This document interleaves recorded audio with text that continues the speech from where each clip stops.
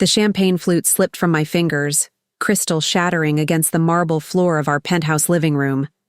But the sound was nothing compared to the words that had just shattered my world. "I'm leaving you, Elena," Marcus said, his voice carrying that same dismissive tone he used with his assistant when she brought him the wrong coffee. "I've been seeing someone else.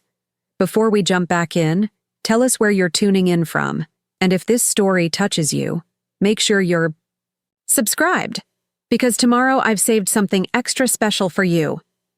I stood frozen in my midnight blue Valentino gown, the one I'd worn to celebrate our 5th anniversary just 2 months ago, watching my husband of 8 years adjust his Armani cufflinks with the casual indifference of a man discussing the weather. Who? The word escaped my lips as barely a whisper. Marcus turned to face me fully, his perfectly sculpted features, the ones that had graced the covers of GQ and Vanity Fair, set in cold determination.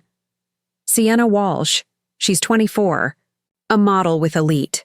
We're in love. 24. I was 37. The math was brutal in its simplicity.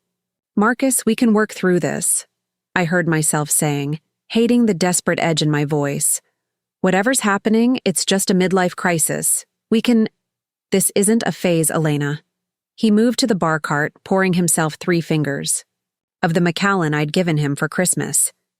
"You're brilliant, successful, everything a man should want in a wife, but you're not young anymore." The words hit like physical blows. I thought about the hours I'd spent at the gym, the treatments, the careful attention to diet and skincare. At 37, I was in the best shape of my life, running one of the most successful PR firms in Manhattan. But none of that mattered, against the simple arithmetic of age. "The prenup is clear," Marcus continued, swirling his whiskey. "What's yours stays yours. What's mine stays mine. Clean break." I laughed then, a sound sharp enough to cut glass. "Clean break?" "Marcus, I built your career. Every campaign, every endorsement deal, every magazine cover, that was my work. My connections, my strategy." He shrugged, that elegant lift of shoulders that had once made my heart race. "And you were compensated well for it. Look around, Elena. This lifestyle didn't come from my modeling fees alone." He was right, and we both knew it. Marcus Kane might have been the face that sold millions in luxury goods, but Elena Rodriguez Kane was the mastermind who orchestrated every move. I'd transformed him from a decent catalog model into a global icon, worth an estimated $50 million. My PR firm, Rodriguez Communications, had been his secret weapon and his biggest expense. "When?" I asked, moving to the floor-to-ceiling. Windows that overlooked Central Park. The autumn leaves were changing, I noticed absently. Everything was changing. 6 months. 6 months. While I'd been planning our move to the larger penthouse on 5th Avenue, he'd been planning his exit strategy. While I'd been coordinating his Louis Vuitton campaign, the one that had netted him 8 figures, he'd been coordinating betrayal. "The irony is exquisite," I murmured, watching my reflection in the glass. "I made you everything you are, and now you're leaving me for someone whose career I could destroy with a single phone call." Preparing and narrating this story took us a lot of time, so if you are enjoying it, like this video, it means a lot to us. Now back to the story. Marcus stepped behind me, close enough that I could smell his cologne. Tom Ford Noir, another gift from me. "Don't threaten her, Elena. Sienna has nothing to do with our marriage failing." "Our marriage failing?" I turned to face him. "Marcus, our marriage was perfect until you decided you needed a newer model." The pun wasn't lost on either of us. "I'm 42, he said quietly. "In model years, that's ancient. Sienna makes me feel young again. And what happens when you're 50 and she's 32? When you're 60 and she's 42? My age now?" Marcus finished his whiskey, setting the glass down with finality. "I'll deal with that when it comes." The next morning arrived with how, the mechanical precision of my shattered life attempting to maintain normalcy. Marcus was already gone. Probably to Sienna's apartment in Soho, I realized with bitter clarity. The penthouse felt enormous and hollow, like a museum displaying the artifacts of a life that no longer existed. I sat in my home office, surrounded by mood boards and fabric samples from my latest project. For the past 2 years, I'd been secretly developing a fashion line, something I'd dreamed about since college but never had time to pursue while building Marcus's empire. The sketches and prototypes were hidden away like guilty secrets, my creative outlet when the world of PR campaigns and image management became suffocating. My phone buzzed with a text from my assistant, Zoe. All major outlets are running the story. Marcus Kane and Sienna Walsh spotted at Nobu last night. Very public, very romantic. I'm so sorry, Elena. I pulled up page 6 on my laptop. There they were, Marcus in his perfectly tailored Tom Ford suit, Sienna in a slip dress that probably cost more than most people's rent. She was beautiful in that effortless way that came with youth. Glossy dark hair, flawless skin, endless legs. Everything I used to be before time and gravity started their relentless campaign. The headline read, "Love is in the air, fashion icon." Marcus Kane goes public with rising star Sienna Walsh, fashion icon. I'd created that icon, stroke by strategic. Stroke, my phone rang. Carmen Valdez, my business partner and closest friend. Elena, honey, I just saw the news. How are you holding up? Like someone who just discovered her husband has been living a double life for 6 months, I replied, scrolling through the comments on the article. They ranged from sympathetic to cruel, but the theme was consistent. Out with the old, in with the new. What can I do? Want me to come over? We could get drunk and plot his social destruction? Despite everything, I smiled. Carmen had been my roommate at Parsons, back when we both dreamed of fashion empires. She'd gone into luxury brand consulting while I'd pivoted to PR, but our friendship had remained the one constant in my increasingly complicated life. Actually, I said, looking at the fashion sketches scattered across my desk, I think it's time we had that conversation about my side project. Your secret fashion line? Elena, now might not be the best time for major life decisions. You're processing a lot of trauma. I stood up, gathering the sketches and holding them up to the morning light. The designs were good, better than good. They were revolutionary, elegant pieces designed for women like me, sophisticated, successful, beautiful at any age. Fashion that celebrated experience over youth, confidence over innocence. Carmen, what if I told you I've been developing a complete luxury line for the past 2 years? Ready to wear, accessories, the works. What if I told you I have prototypes, business plans, and enough capital to launch properly? Silence on the other end of the line. I'd say you've been holding out on me, Carmen finally replied. And I'd ask why you're telling me now. Because Marcus just gave me the greatest gift. Possible, I said, feeling something click into place in my chest. He set me free. The rest of the morning was a blur of phone calls and strategic planning. Carmen arrived within the hour, her arms full of coffee and pastries from our favorite bakery. She spread my designs across the dining room table, her trained eye assessing each piece with the expertise that had made her one of the most sought-after brand consultants in the industry. Elena, these are incredible, she murmured, holding up a sketch of a structured blazer with architectural lines. This silhouette, the way it emphasizes the shoulders while creating this beautiful waist. It's sophisticated without being matronly, powerful without being masculine. That's the point, I explained, pulling up my business plan on my laptop. Fashion for women who've earned their confidence, not trying to look younger but celebrating looking wiser. Carmen studied the financial projections, her eyebrows rising steadily. You're serious about this? You have actual startup capital? 50 million, I said quietly. My savings, investments, and the equity stake in Rodriguez Communications, everything I built while building Marcus. And you want to launch when? I looked out at Central Park, where couples were walking hand in hand through the autumn afternoon.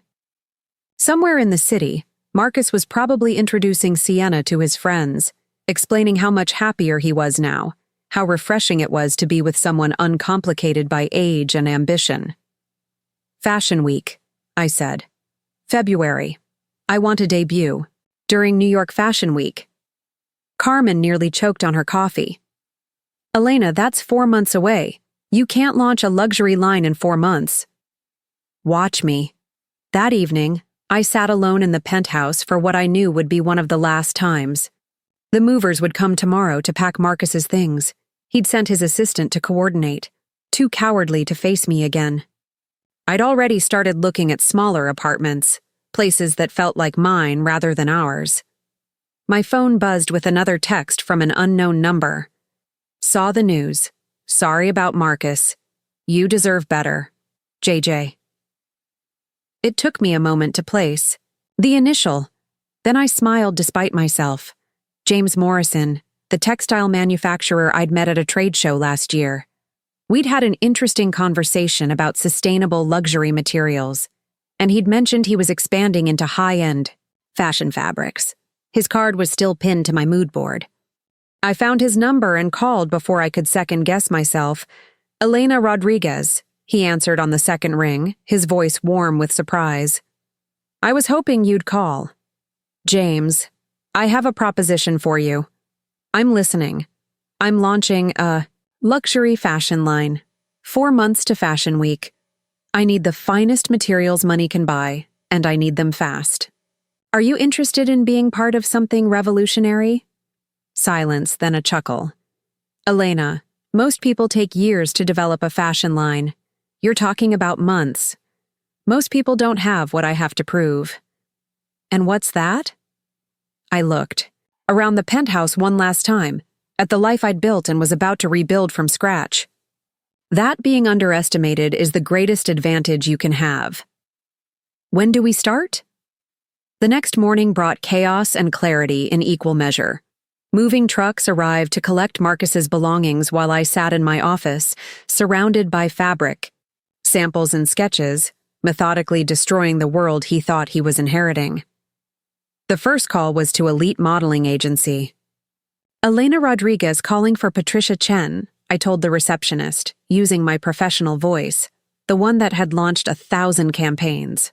Ms. Rodriguez, what can we do for you today?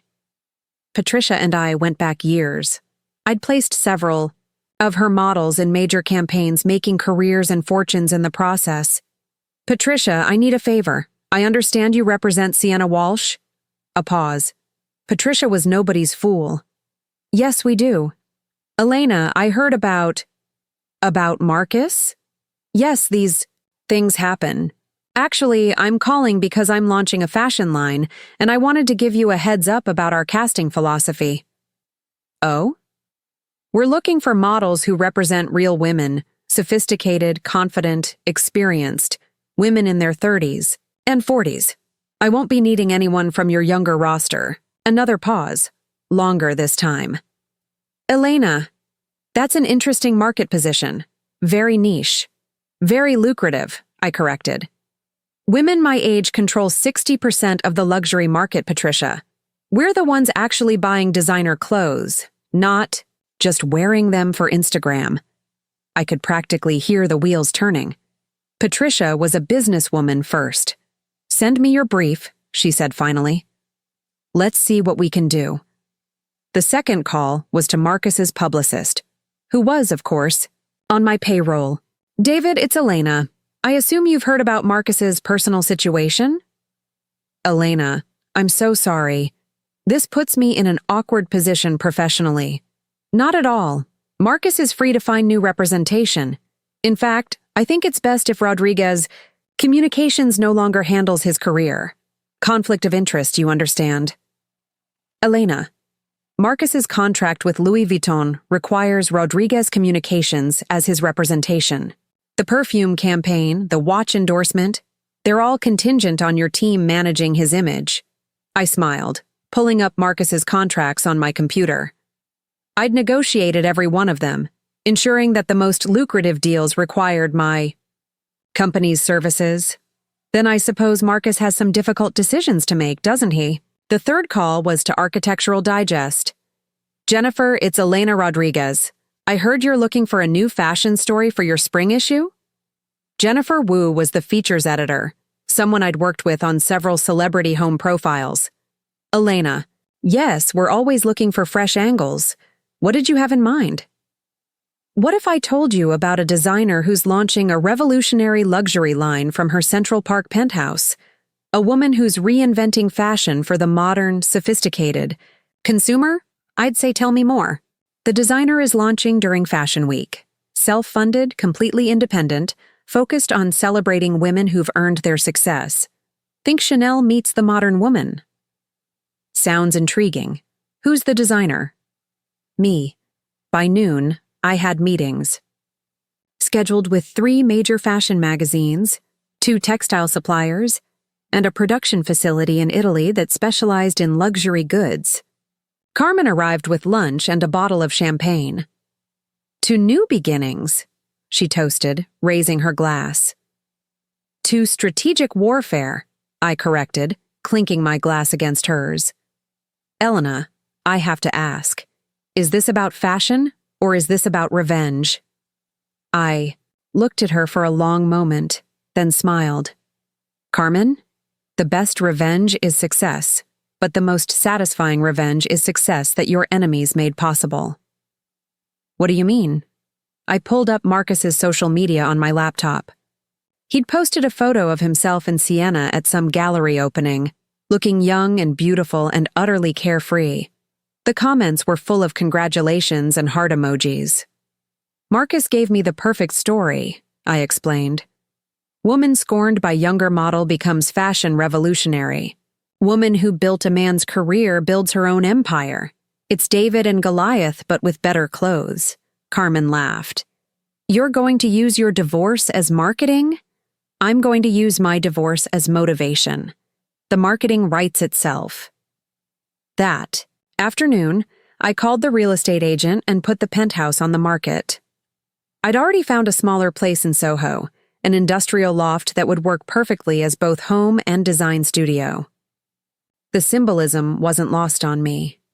Moving from the castle I'd built for Marcus to a space that was entirely mine. My phone rang as I was packing the last of my design materials. Marcus's name appeared on the screen. Elena, we need to talk. About what, Marcus? I thought we'd said everything last night. About the contracts. David says you're dropping me from Rodriguez Communications? I continued folding fabric samples into boxes.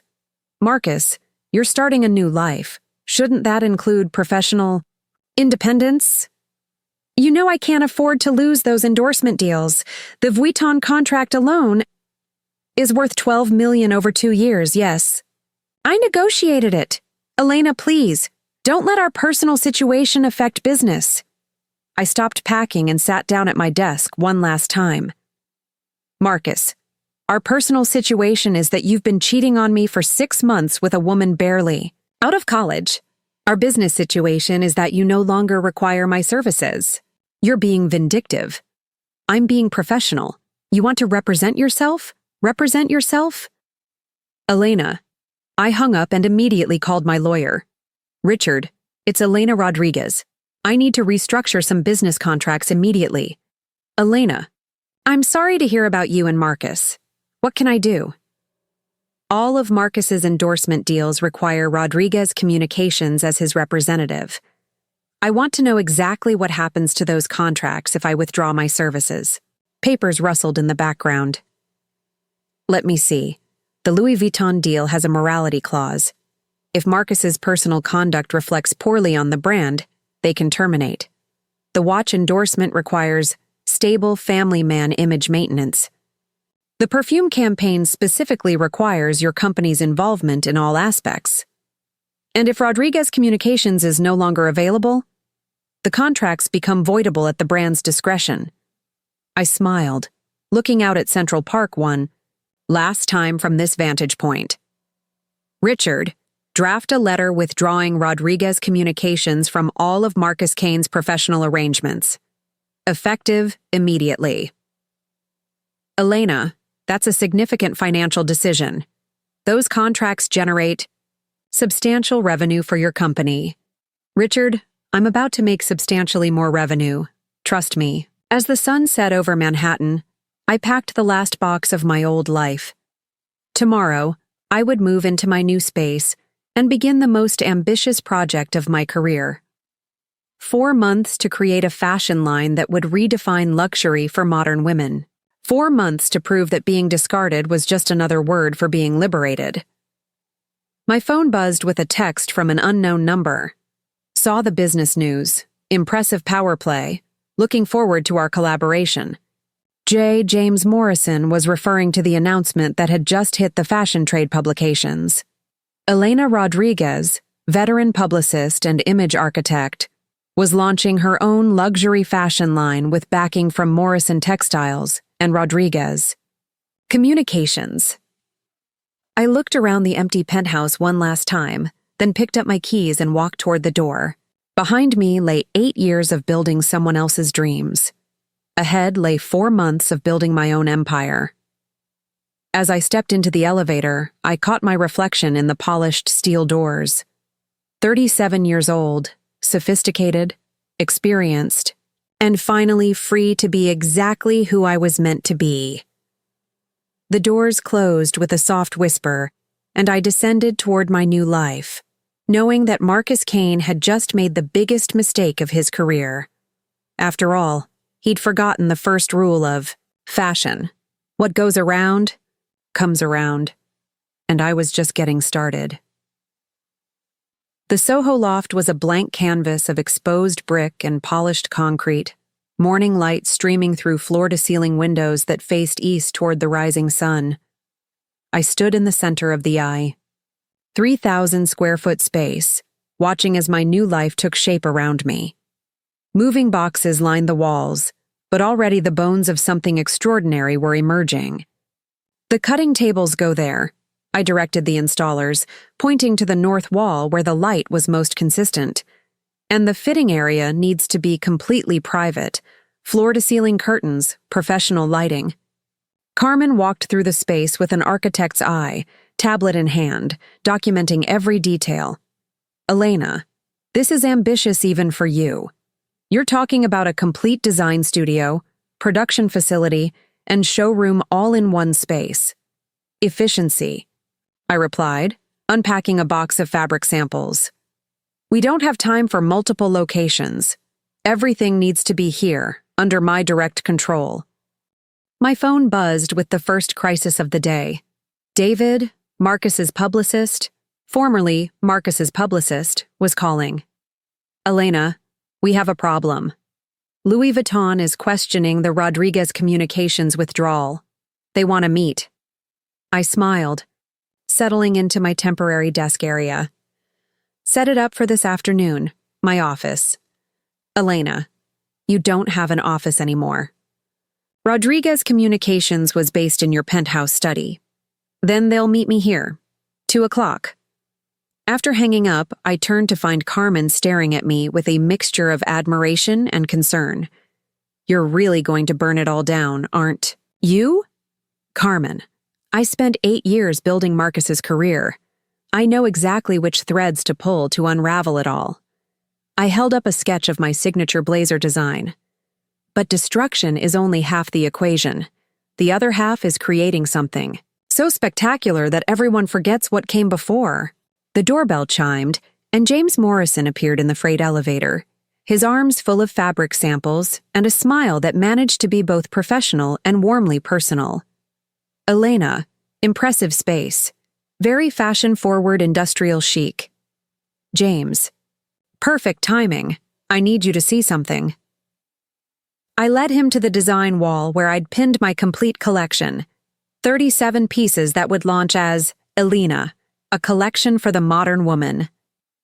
Each sketch was annotated with fabric specifications, construction notes, and the story behind the design. James studied each piece with the trained eye of someone who understood both artistry and commerce. His fingers traced the lines of a draped evening gown, then moved to examine the technical specifications for a structured day dress. "These aren't just beautiful," he said finally. "They're revolutionary. You're not trying to make older women look younger. You're celebrating what makes them magnificent as they are." "Exactly. Fashion has been obsessed with youth for so long that it forgot women like me exist. We have money, taste, and the confidence to wear clothes that make statements." I pulled up one particular sketch, a power suit with subtle architectural details. "This isn't about hiding flaws. It's about showcasing strength." James nodded toward a rack of prototype garments in the corner. "May I?" I watched as he examined the construction, the hand-finished seams, the carefully chosen hardware. These were pieces I'd been developing in secret for 2 years, working with a small team of seamstresses who specialized in couture techniques. "The craftsmanship is exceptional," he murmured, running his fingers along a perfectly tailored lapel. "Where? Are you planning to produce the full line?" "That's where I need your help. I want to work with the best manufacturers in Italy, but I need someone who can guarantee quality control and expedited timelines." James pulled out his phone, scrolling through contacts. "I have relationships with 3 facilities in Milan that specialize in luxury ready-to-wear. But Elena, they usually require 6 months minimum for a new line. Then we'll have to be very persuasive, won't we?" At exactly 2 o'clock, the Louis Vuitton executives arrived. Marie Dubois, their global marketing director, and Thomas Chen, head of celebrity partnerships, stepped out of the freight elevator looking like they'd accidentally wandered into the wrong building. "Ms. Rodriguez," Marie began, her French accent, adding gravity to her obvious confusion. "We understood this meeting would take place at Rodriguez Communications headquarters." "This is Rodriguez Communications headquarters," I replied smoothly, gesturing to the temporary conference area I'd set up near the windows. "Please, have a seat. Coffee? Water?" Thomas looked around at the design sketches covering the walls, the fabric samples, the half-assembled mannequins. "Ms. Rodriguez, we're here to discuss Marcus Kane's representation. This appears to be something else entirely." "It is something else entirely," I agreed, settling into my chair with the confidence of someone who held all the cards. "Gentleman, lady, let me be direct. Marcus Kane no longer requires Rodriguez Communications services. He's chosen to pursue a different path personally and professionally." Marie leaned forward. "Ms. Rodriguez, Mr. Kane's contract specifically requires your company's involvement in all aspects of his Louis Vuitton partnership. The campaign, the events, the image management, all contingent on Rodriguez Communications." "I understand. That's why I'm giving you advance notice that those services will no longer be available." Thomas opened his tablet, scrolling through what I assumed were contract details. "The financial implications are significant. We've invested heavily in this partnership based on the assumption of continued professional representation." "I appreciate that, Thomas, which is why I'm prepared to offer you something much better." I stood and walked to my design wall, gesturing to the collection sketches. "Louis Vuitton has always been about luxury, craftsmanship, and timeless elegance. What if I told you I could offer you access to a demographic that Marcus Kane can't?" "Reach?" "I'm not following," Marie said, though her eyes were already studying my designs. "Women like me, sophisticated, successful, with the disposable income to buy luxury goods not for special occasions, but for Tuesday meetings. Women who appreciate true craftsmanship because we understand quality." I pulled down the sketch of an evening coat. "Marcus sells to aspirational youth. I can sell to actual purchasers." Marie and Thomas exchanged a look that I recognized from years of reading corporate body language. "Ms. Rodriguez," Marie said carefully, "are you proposing a collaboration?" "I'm proposing that Louis Vuitton be the first luxury house to partner with Elena, my new collection. Exclusive accessories line, co-branded pieces, Fashion Week collaboration. Think of the publicity, The woman who built Marcus Kane's career launches her own line at 37, redefining luxury for the modern woman. Thomas was already taking notes. Timeline? February Fashion Week. 4 months. Impossible, Marie said immediately. Improbable, I corrected. But not impossible. And the story, woman scorned becomes fashion revolutionary, that's worth millions in earned media. They stayed another hour, examining prototypes and discussing possibilities. When they left, I had a provisional agreement for Louis Vuitton to provide leather goods and accessories for my Fashion Week debut, contingent on seeing the finished collection. Carmen emerged from the back of the loft where she'd been tactfully absent during the meeting. Elena, that was either brilliant or insane. Both. The best strategies usually are. My phone rang before I could elaborate. Marcus's name appeared on the screen. Elena, what the hell did you just do? I'm not sure what you mean, Marcus. Louis? Vuitton just called. They're terminating my contract. Something about changed circumstances in representation. I continued pinning fabric samples to my mood board, the phone balanced between my shoulder and ear. That's unfortunate. Did they give you an opportunity to find alternative representation? You know no other firm has the relationships you have. Elena, this is my career we're talking about. Yes, it is. Just like my career was something we talked about when you decided to start seeing Sienna 6 months ago. Silence on the other end of the line. This isn't about us, Marcus. This is about business. Everything is about business with you, isn't it? Even our marriage was just another client relationship to manage. I stopped pinning fabric samples and sat down. Marcus, our marriage was the one relationship I never managed. I loved you completely and without strategy. That was my mistake. Elena. But my business? That I manage very well. Good luck with your career, Marcus. I'm sure Sienna's connections in the modeling world will be very helpful. I hung up and immediately called my lawyer. Richard, I need you to document something. Marcus, Kane just accused me of sabotaging his career out of personal spite. I want a record that Rodriguez Communications withdrew services for legitimate business reasons, not vindictive ones. Elena, what are the legitimate business reasons? Rodriguez Communications is pivoting to focus exclusively on fashion industry. Clients. Marcus Kane is no longer in our target demographic. That's actually quite clever, defensible, and true. That evening, Carmen and I spread the complete collection across every surface in the loft. 37 pieces, each one telling a part of the story I wanted to tell about modern women and power and beauty that comes from confidence rather than youth. Talk me through the narrative, Carmen said, studying a series of day dresses that moved from structured to fluid. Act 1, I began, gesturing to the business wear section, is about armor.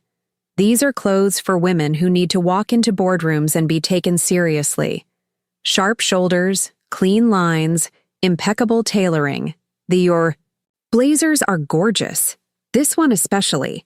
The way the cut emphasizes the waist without being restrictive. Act 2 is about versatility. Pieces that transform from day to evening, work to weekend. Women like us don't have time for single-purpose clothes. Carmen picked up a wrap dress that could work equally well for client meetings or dinner dates. The fabric is incredible. What is this? Italian silk jersey. James's company produces it exclusively for high-end European houses. He's making an exception for us. And Act 3? I moved to the evening wear section, where gowns and cocktail dresses represented the culmination of the collection's philosophy. Act 3 is about celebration. These are clothes for women who've earned their victories, not trying to look 25, but looking absolutely magnificent at whatever age they are. Carmen held up a black evening gown with subtle beading that caught the light like scattered stars. Elena, this is museum quality. The construction alone took 6 months to perfect. Each piece in this collection represents something I wanted to wear but couldn't find in stores. Fashion designed for women who buy their own jewelry, sign their own leases, make their own decisions. My laptop chimed with an email notification. The subject line made me smile. Architectural Digest feature. Confirmed. I opened the message from Jennifer Wu. Elena, we're thrilled to feature your story in our spring issue. From PR power player to fashion revolutionary, Elena Rodriguez's stunning Soho transformation. We'd like to schedule the photo shoot for next week. Carmen read over my shoulder. Elena, this is huge. AD doesn't feature fashion designers unless they're already established names. They're not featuring a fashion designer, I corrected. They're featuring a story. Woman builds man's career, man leaves woman for younger model, woman builds empire. It's catnip for their audience. Which is exactly your target demographic. Precisely. The weedy next morning brought a flurry of activity. Italian manufacturers called to discuss production timelines. Fashion bloggers reached out after hearing whispers about my collection. 3 more major magazines requested meetings. But the most interesting call came from Patricia Chen at Elite Modeling. Elena, I have a proposition for you. I'm listening. We've been thinking about your casting philosophy. Mature, sophisticated, models. There's actually a significant gap in the market. Most of our over 30 talent gets very limited work because brands chase the youth demographic. I was already taking notes. Go on? What if Elite partnered with Elena to launch a new division? Sophisticated women, 35 and up, for luxury. Campaigns targeting actual purchasers rather than aspirational youth. You want to create a mature models division? I want to create a smart business strategy. Elena, women your age control most luxury spending, but they're completely underrepresented in fashion advertising. It's economically illogical. I thought about all the fashion campaigns I'd seen lately. 20-year-olds selling handbags to 40-year-olds, teenagers modeling jewelry for women with actual jewelry budgets. Patricia, I think you're onto something revolutionary. The launch timing would be perfect. Your Fashion Week debut, our new division announcement, maybe some of your pieces worn by our new roster of sophisticated models. Send me a proposal. But Patricia? I want first right of refusal on any model who's ever worked with Marcus. A pause. Elena, that seems business-focused. These women understand the luxury market because they've lived in it. That's valuable experience. After hanging up, I realized I was smiling for the first time since Marcus had shattered my champagne glass with his confession. Not because I was destroying his world, though that was satisfying, but because I was building something extraordinary. From the pieces. Carmen arrived with lunch and news from the fashion district. The word is out, she announced, spreading fabric samples across my work table. Everyone's talking about Elena Rodriguez's mystery collection. Anna Wintour's assistant called 3 times this morning. What did you tell them? That Elena speaks for itself. Very mysterious, very exclusive. I pulled up my production timeline on the computer. Carmen, we're going to need miracles to pull this off. 4 months to create, produce, and launch a complete luxury collection. Elena, I've been thinking about that. What if we don't try to create everything from scratch? What do you mean? She gestured to the prototype garments hanging around the loft. You've been developing this collection for 2 years. The designs are ready, the fit is perfected, the story is clear. What if we focus on producing a smaller, highly curated selection for Fashion Week? I studied my sketches with new eyes. Carmen was right. I'd been thinking like someone launching a complete fashion house when what I really needed was a stunning debut that would establish the brand. 15 pieces, I said suddenly. 5 looks each for business, versatile, and evening. A perfect capsule that tells the complete story. Exactly. Quality over quantity. Every piece so exceptional that editors and buyers remember each one. My phone buzzed with a text from James. Milan meetings confirmed. Can you be there next week?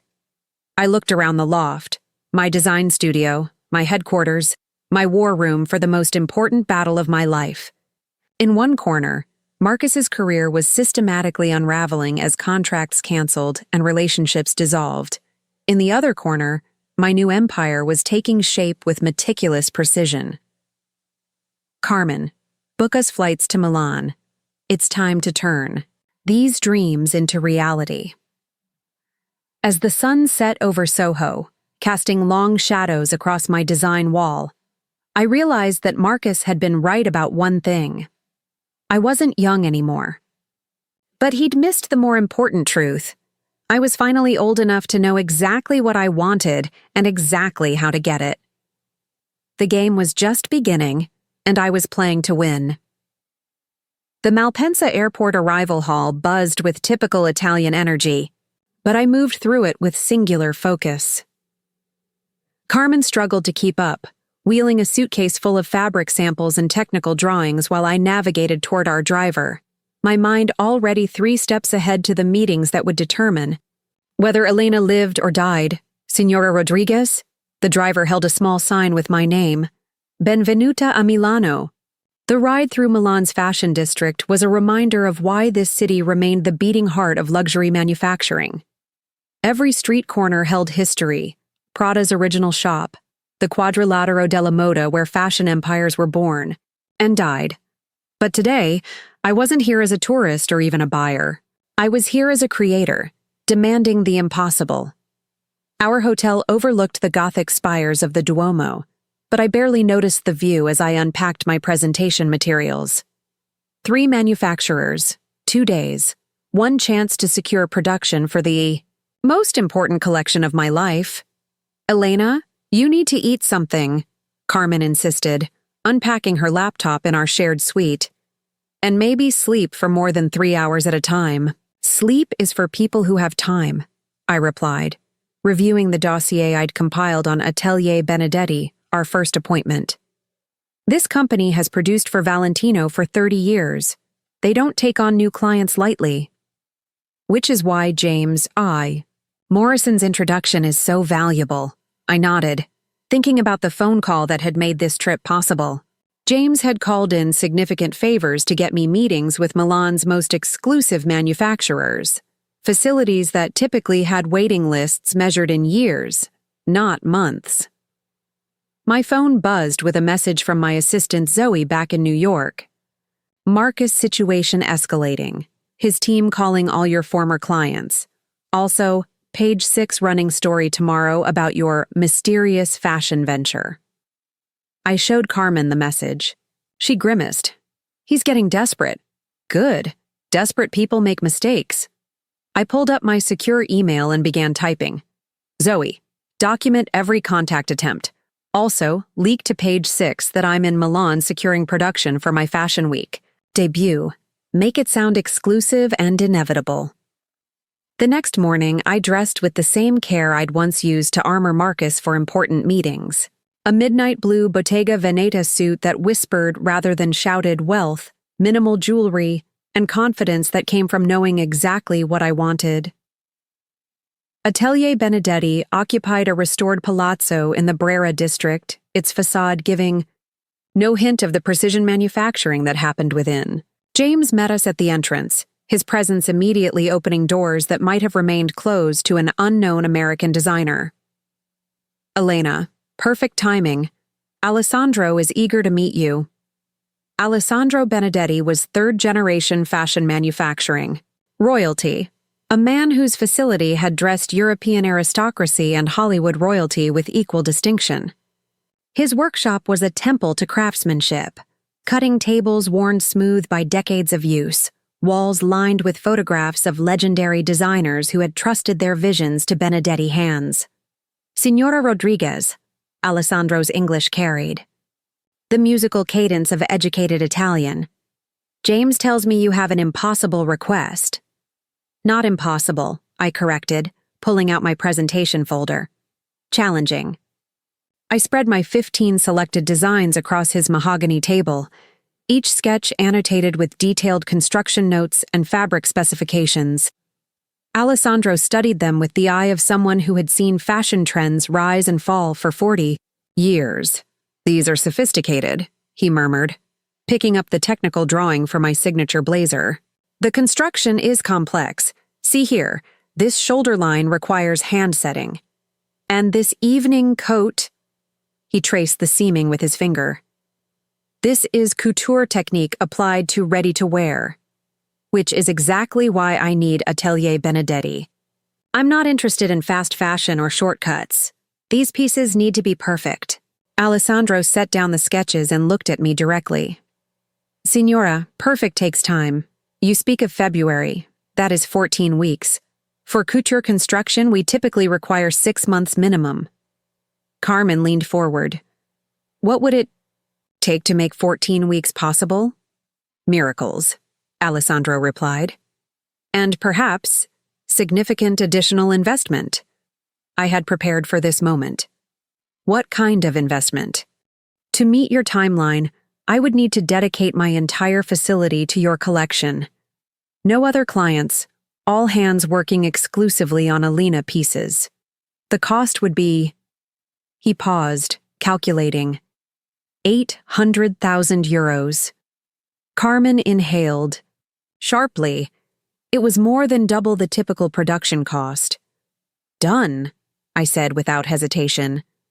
Alessandro's eyebrows rose. Signora, perhaps you should... Alessandro, I have $8 million invested in this collection's success. 800,000 to ensure perfection is excellent value. I pulled out my phone. Shall I transfer the deposit now? For the next 2 hours, we worked through every detail of production.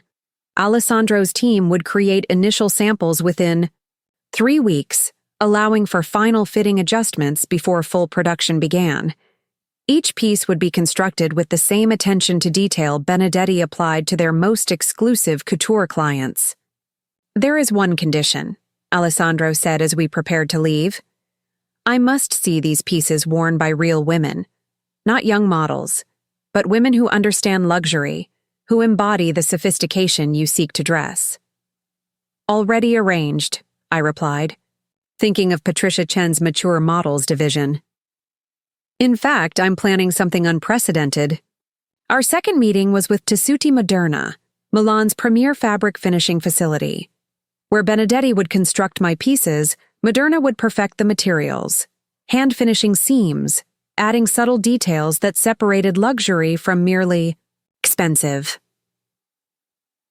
Lucia Moderna, the facility's director, greeted us in a showroom that displayed fabric samples like precious art, silks that shimmered with hand-applied treatments, wools so fine they felt like air, cottons with the weight and drape of much more expensive materials.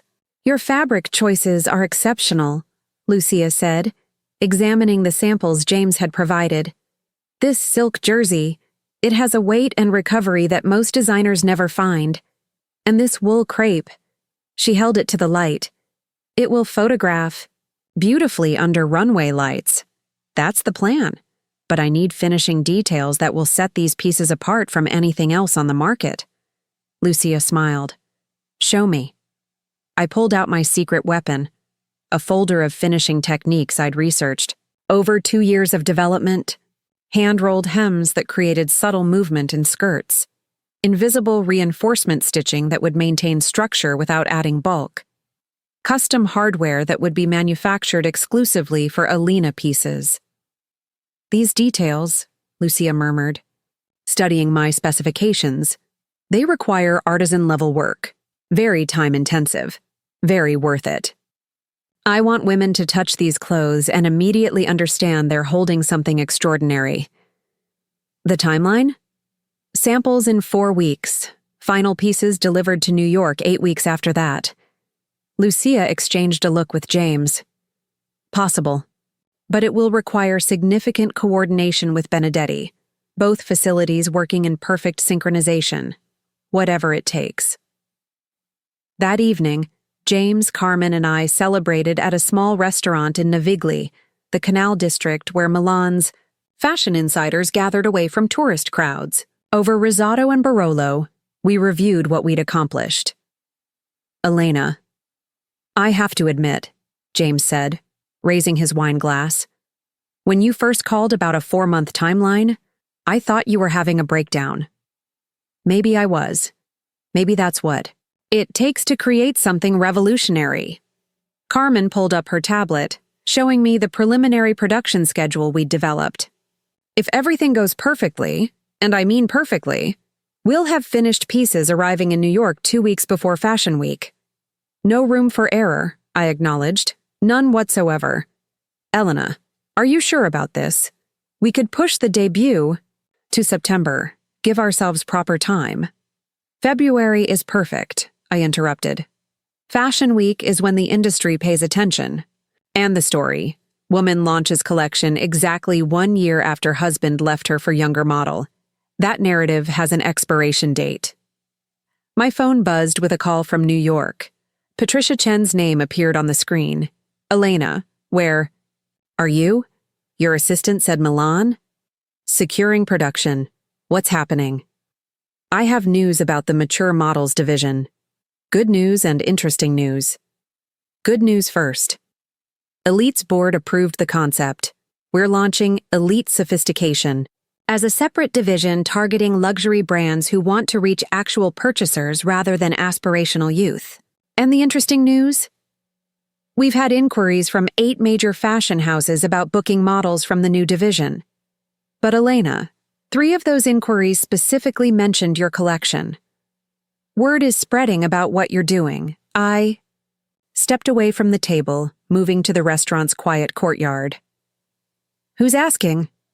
Tom Ford's people. Saint Laurent. And, this is the really interesting part, Louis Vuitton wants to know if our sophisticated models would be available for their spring campaign. I felt pieces clicking into place. Patricia, what if I told you I'm planning to cast my Fashion Week show exclusively with models over 35? I'd say that's either brilliant or commercial suicide. It's brilliant. Fashion Week has become a parade of teenagers selling clothes to middle-aged women. What if we flipped that equation? The press would go insane. Exactly. Patricia, I want to book 12 of your most sophisticated models for February. Women who embody confidence, success, beauty that comes from experience rather than youth. Elena, that's expensive. Top models, even mature ones, command significant fees. Send me the numbers. All of them. After hanging up, I rejoined James and Carmen, who were deep in conversation about fabric delivery logistics. Change of plans, I announced. We're not just creating a fashion collection. We're creating a statement about who gets to be beautiful in fashion. Carmen looked up from her tablet. What do you mean? Fashion Week casting. All models over 35. All sophisticated, successful-looking women. We're going to show these clothes on the women who actually wear them. James leaned, back in his chair. Elena, that's unprecedented. Good. Unprecedented gets attention. The next morning brought our final Milan meeting with Accessory Lusso, the workshop that would create the bags, belts, and jewelry that would complete my collection. Their facility occupied a converted monastery, ancient stone walls housing cutting-edge design technology. Francesca Ricci, the workshop's founder, greeted us in a showroom that looked like a museum of luxury accessories. Every display case held pieces that represented months of artisan work. Handbags with leather so perfectly finished it seemed to glow. Jewelry that managed to be both modern and timeless. Senora Rodriguez, your collection intrigues me.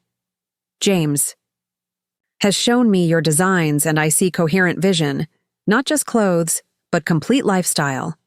I unpacked my accessory sketches, pieces designed to complement rather than compete with the clothing. Structured handbags that emphasize the architectural lines of my blazers. Delicate jewelry that would catch light without overwhelming sophisticated faces. Belts that would define waists without creating artificial silhouettes. These pieces need to feel intentional, I explained. Like they were designed for specific women, not mass market appeal. Francesca studied each sketch with the attention of someone who understood that accessories could make or destroy an outfit. The leather goods will require custom hardware. See this closure design? It needs to be manufactured specifically for your pieces. Whatever it takes. And these jewelry pieces? The metals need to complement your fabric palette. Rose gold for warmth, silver for coolness, some pieces combining both for versatility.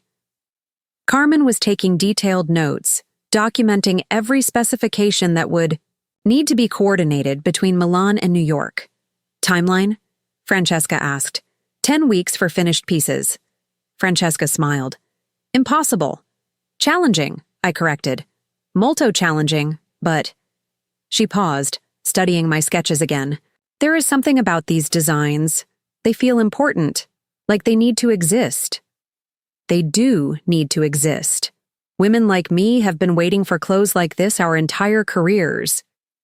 That afternoon, we visited all 3 facilities one final time, finalizing contracts and confirming timelines. As our plane prepared for takeoff that evening, I reviewed what we'd accomplished in 48 hours. Production secured with Milan's most prestigious manufacturers. Timelines confirmed, despite their impossibility. Quality standards established. That would set Alina apart from every other collection launching at Fashion Week. Carmen fell asleep before we reached cruising altitude, exhausted by 2 days of intense negotiations. But I remained awake, staring out at the Alps below, thinking about what waited in New York. Marcus was probably discovering the full extent of his professional losses by now. His publicist had quit, his major endorsement deals were terminating, and his attempts to salvage relationships were being met with polite but firm refusals. But his downfall was no longer the point. The real victory would be Elena's success, creating something so compelling that it redefined how fashion thought about women, age, and beauty. My phone buzzed with a message from Zoe. Page 6 story published, quote, Elena Rodriguez is quietly revolutionizing luxury fashion from her Soho studio, with industry insiders calling her February debut the most anticipated show of Fashion Week. I smiled, watching the lights of European cities pass below. The story was writing itself, and I was just getting started. When we landed at JFK, I had messages from 12 fashion magazines requesting interviews, 6 department stores inquiring about wholesale opportunities, and 1 text from an unknown number that made me pause. Saw the Milan news. Impressive work. Looking forward to seeing what you build. A friend. I showed the message to Carmen as we waited for our luggage. Any idea who sent this? Someone who's been watching, I replied, studying the message again. Someone who knows exactly what game. I'm playing. The taxi ride back to Soho gave me time to review everything that had changed while we were gone. Marcus's desperation was escalating. My team had documented 14 attempts to contact former clients, all unsuccessful. His new relationship with Sienna was being covered in gossip columns with increasing mockery as his professional situation deteriorated. But more importantly, Alina was gaining momentum. The mystery around my collection was building exactly the kind of anticipation that money couldn't buy. Fashion editors were already speculating about what I might show, and the industry was paying attention in ways that would have taken established designers years to achieve. As we pulled up to my Soho building, I could see lights on in my design studio. Through the windows, I glimpsed movement. Someone was working in my space. Elena, were you expecting anyone? Carmen asked, following my gaze. No, I replied, already moving toward the entrance. But I think it's time to find out who my mysterious supporter really is. The elevator seemed to take forever, anticipation building with each floor. When the doors opened to my loft, I found a woman in her early 40s examining my design wall with the focused attention of someone who understood fashion from the inside. She turned as we entered, her smile both apologetic and confident. Elena Rodriguez, I presume. I'm Anna Chen, editor-in-chief of Harper's Bazaar. I hope you don't mind the intrusion, but I had to see these designs for myself. I set down my luggage, mind racing through the implications. Anna Chen was fashion royalty, someone whose approval could make careers overnight. How did you get in? Building manager is a subscriber. Fashion people recognize each other. She gestured to my sketches. Elena, what you're creating here, it's exactly what the industry needs. When can we talk? Anna Chen moved through my design studio with the practiced eye of someone who had shaped fashion narratives for 2 decades. Her presence transformed the space. Suddenly, my sketches weren't just designs, but potential cover stories. My fabric samples weren't just materials, but editorial opportunities. Elena, may I? She gestured toward my prototype blazer hanging on the dress form. Of course. Anna examined the construction with forensic attention, running her fingers along the hand-finished seams, testing the weight of the fabric, checking the hang of the shoulders. This is extraordinary craftsmanship. Who's producing for you? Atelier Benedetti in Milan. We just finalized the contract. Anna's eyebrows rose. Alessandro Benedetti doesn't take on new clients, ever. How did you manage that? By offering him something he'd never been asked to create before. Luxury fashion for women who actually buy luxury fashion. Carmen watched from the doorway, smart enough to let this conversation unfold without interruption. Anna Chen's approval could catapult Elena from promising startup to must-have collection overnight. Walk me through the narrative, Anna said, settling into my conference area. PR executive builds husband's modeling career, husband leaves for younger model, woman launches fashion revolution. It's compelling, but fashion is littered with revenge brands that flame out after one season. This isn't about revenge, I replied, joining her at the table.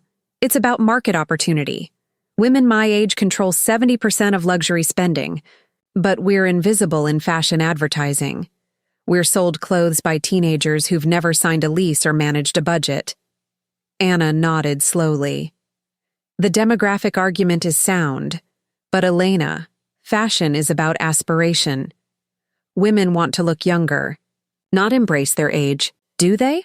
Or have we been told they should want that? I pulled up my market research on my laptop. I've spent 2 years surveying successful women between 35 and 55. 68% said they wanted clothes that made them look polished and confident rather than young and trendy. Interesting data. But fashion weeks aren't about market research. They're about fantasy and desire. Which is exactly why my casting strategy will work. I leaned forward. Anna, what if Fashion Week showcased women who looked like the actual customers? What if we celebrated sophistication instead of just youth?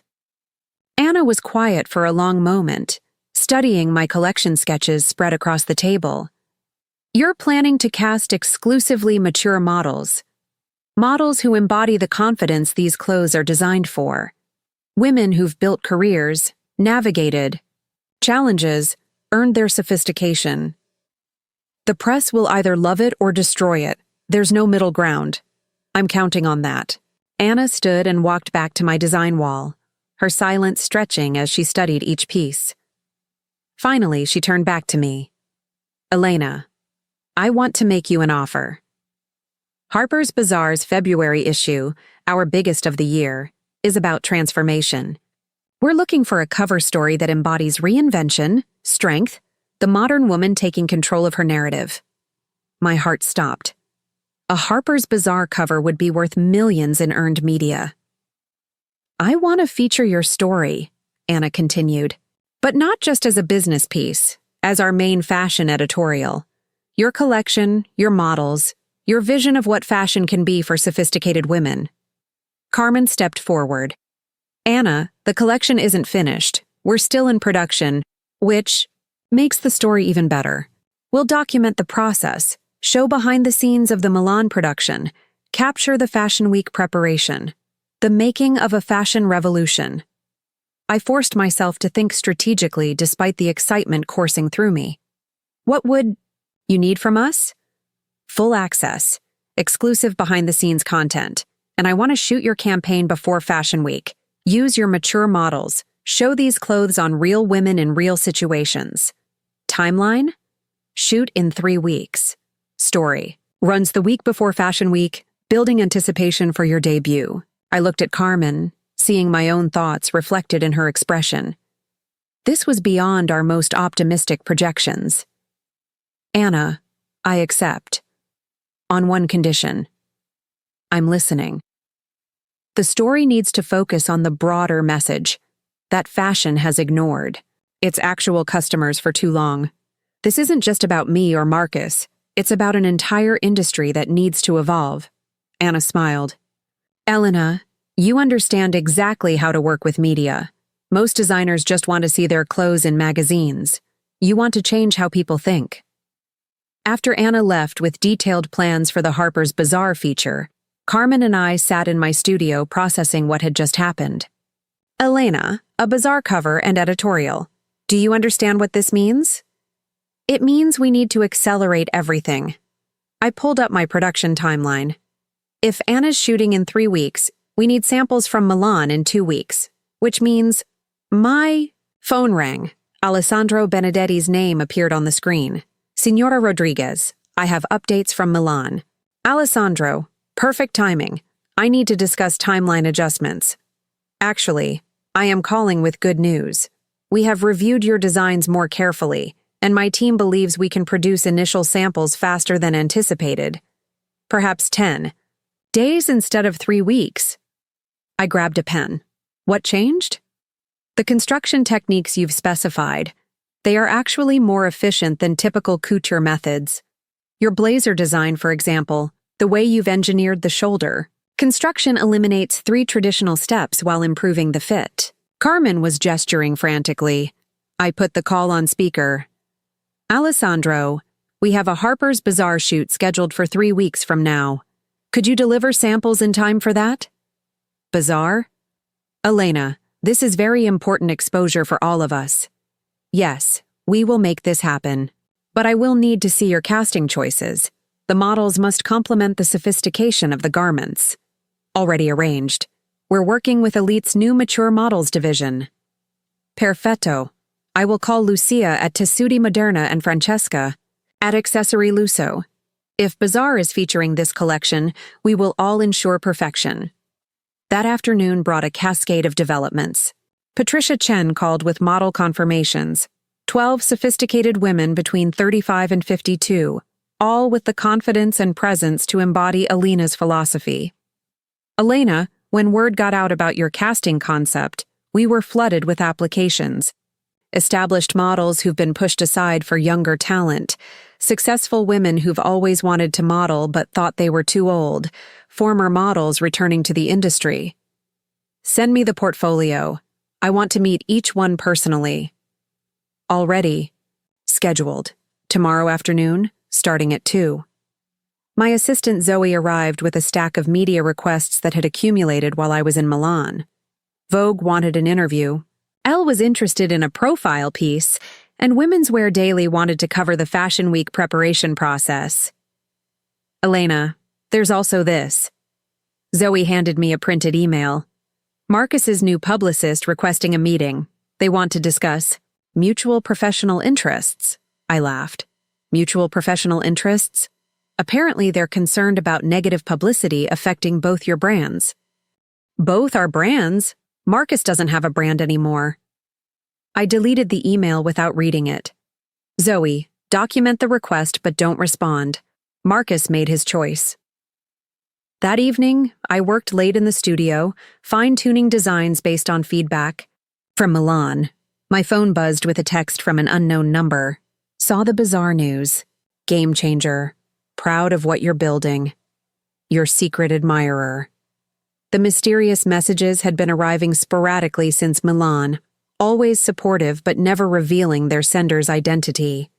Tonight, something about the phrasing made me pause. I called Carmen. Have you been getting strange text messages? Someone claiming to be following my progress? No, why? Someone's been sending encouraging messages, anonymous, but they seem to know details about what we're doing. Elena, you're launching a high-profile fashion line while very publicly dismantling your ex-husband's career. You probably have lots of people rooting for you. Maybe. But these feel personal. The next morning brought the first samples from Milan. 3 pieces sent via special courier. I unpack them with the reverence of an archaeologist handling ancient artifacts. The blazer was perfection. The wool felt like cashmere but held its structure like armor.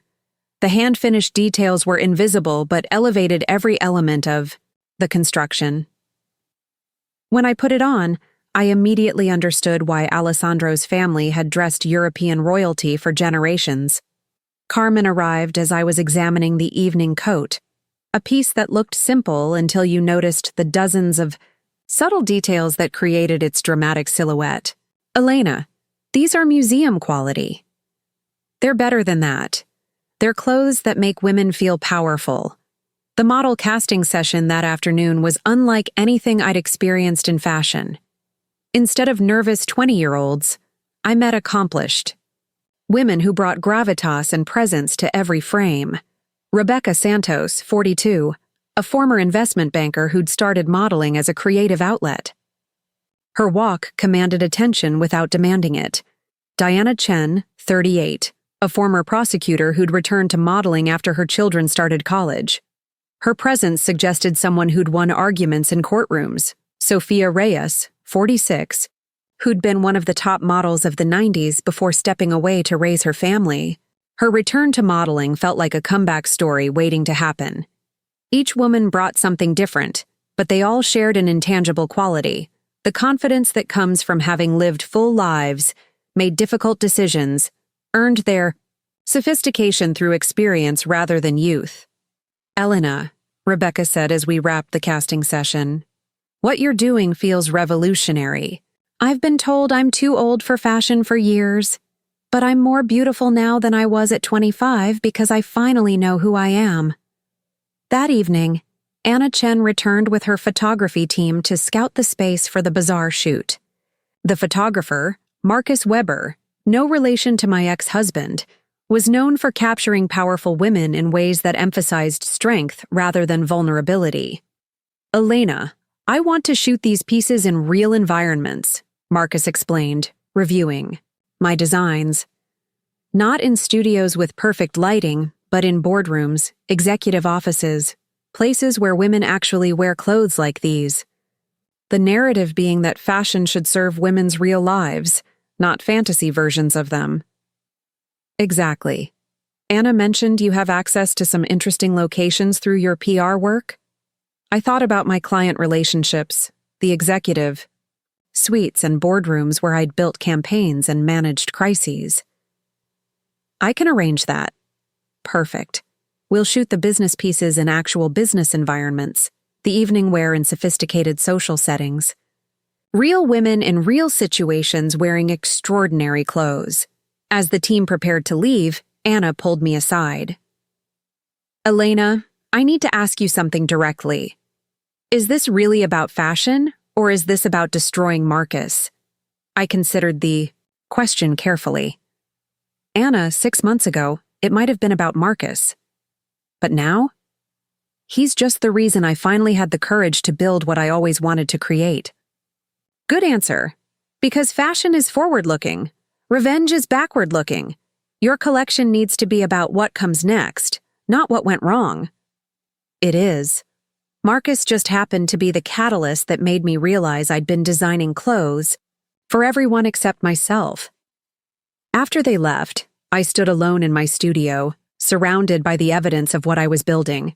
Sketches covered every wall, fabric samples created rainbow collages, and prototype garments hung like promises of what was coming. My phone buzzed with a message from Zoe. Marcus's team leaked story to Page 6. Says you're using divorce for publicity, that Elena is just revenge branding. Story runs tomorrow. I smiled, looking at the Harper's Bazaar cover story that would run the same week, the Milan production that was creating clothes of unprecedented quality, the casting strategy that would redefine Fashion Week. Let Marcus try to control the narrative. I was about to give the industry a completely new story to tell. The war was escalating, but I was no longer fighting on his territory. I was creating my own battlefield, and the rules were mine to write. As I prepared to leave the studio, my mysterious supporter sent another message. Saw Marcus's team is getting desperate. Don't let them distract you from the real prize. You're closer than you know. A friend who remembers when you helped them rebuild after their own public disaster. I stared at the message, pieces clicking into place. Someone whose career I'd salvaged after a public scandal. Someone who understood exactly what I was going through because I'd helped them survive it. The list of possibilities was shorter than I'd thought, but the identity would have to wait. Tomorrow would bring new challenges, new opportunities, and the next phase of building something that would outlast any scandal Marcus's team could manufacture. After all, the best revenge wasn't destruction. It was creation so brilliant that it made the past irrelevant. The page 6 headline stared back at me from my laptop screen. Scorned wife's fashion fantasy. Elena Rodriguez uses divorce drama to launch vanity project. The article painted me as a bitter ex-wife, using my media connections to manufacture relevance while my real career crumbled. Marcus's new publicist is good, Carmen observed, reading over my shoulder as we sat in my studio at dawn. They're positioning your success as manufactured drama rather than genuine achievement. I closed the laptop and turned to the rack of finished samples that had arrived from Milan overnight. The evening coat I'd dreamed about for 2 years now hung before me in perfect reality. Every seam, every detail, every impossible timeline demand transformed into tactile luxury.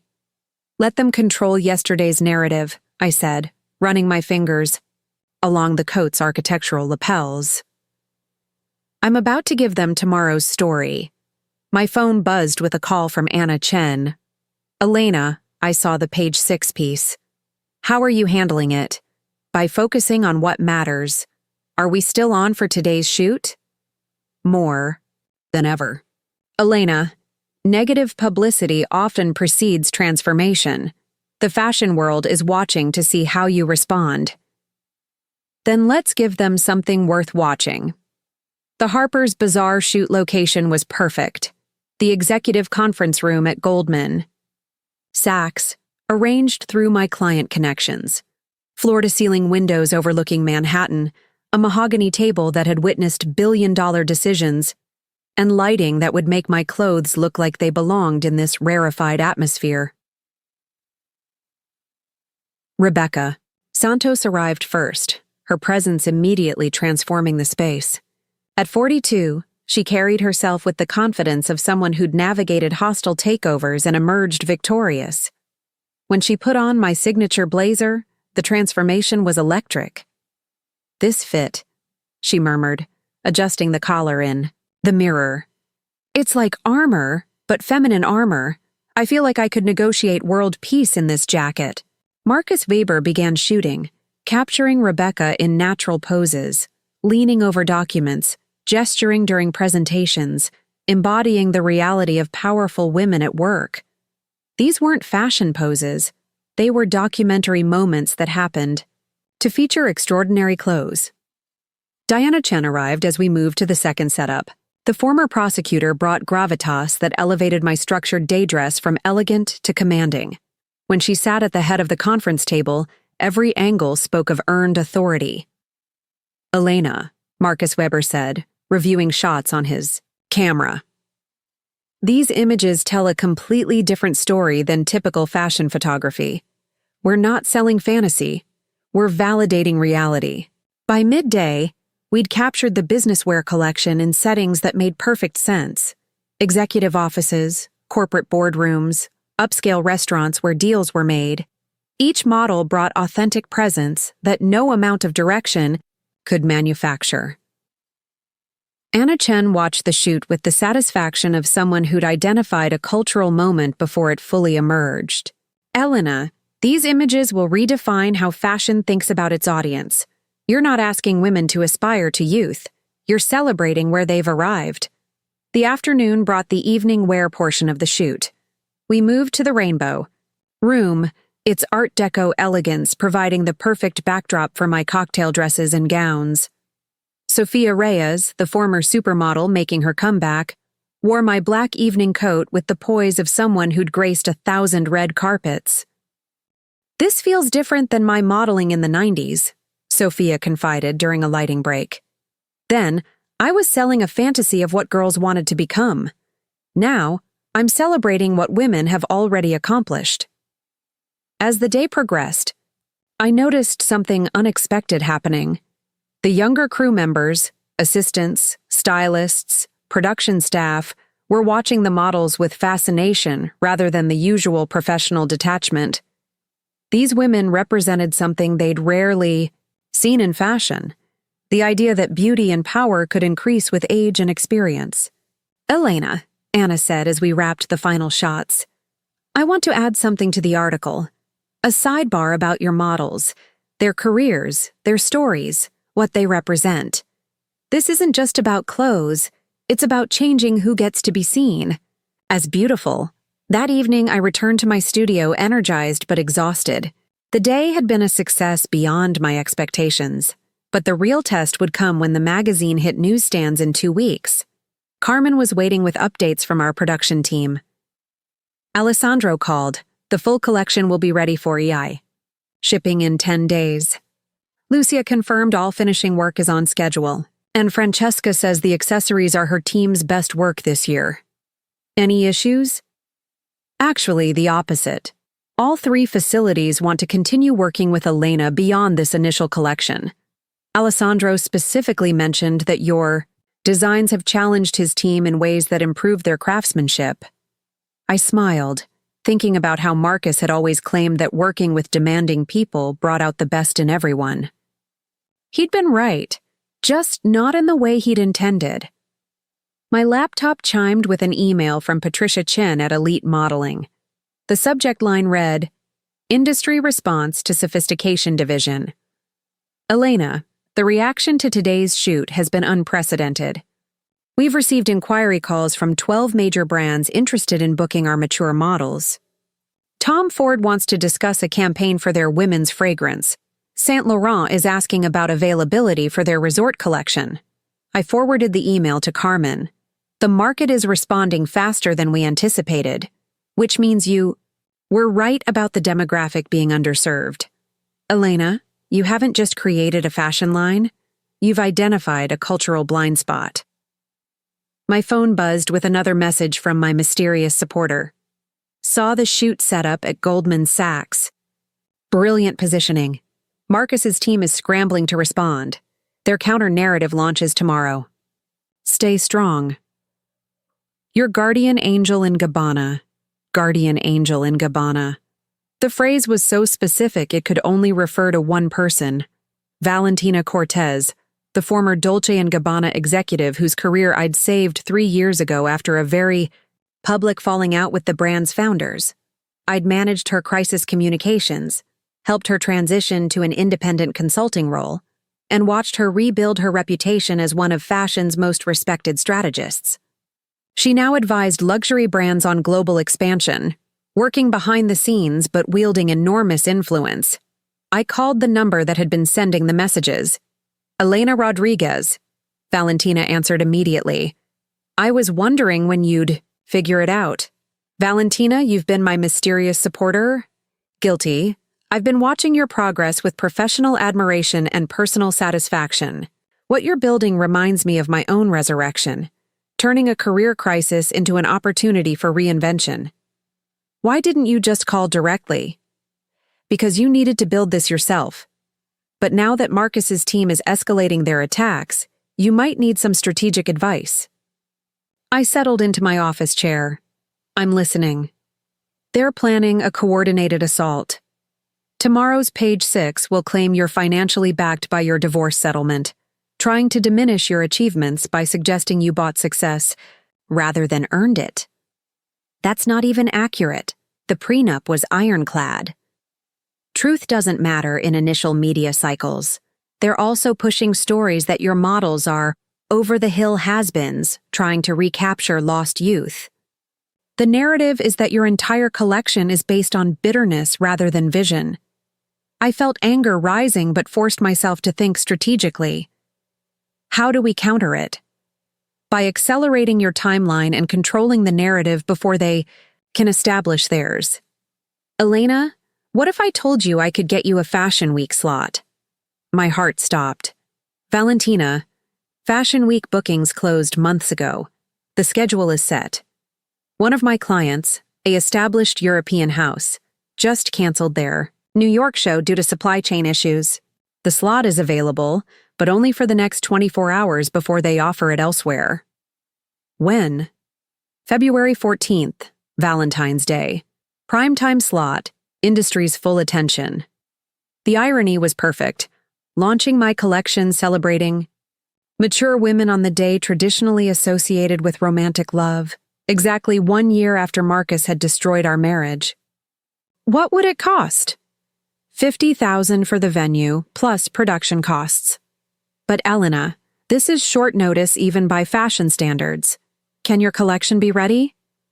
I looked around my studio at the sketches, samples, and production schedules that represented months of careful planning. It has to be. There's more.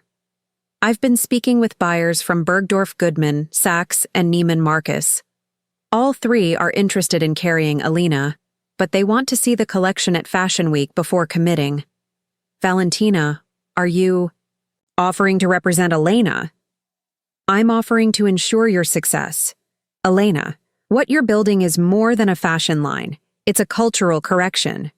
The industry needs what you're creating.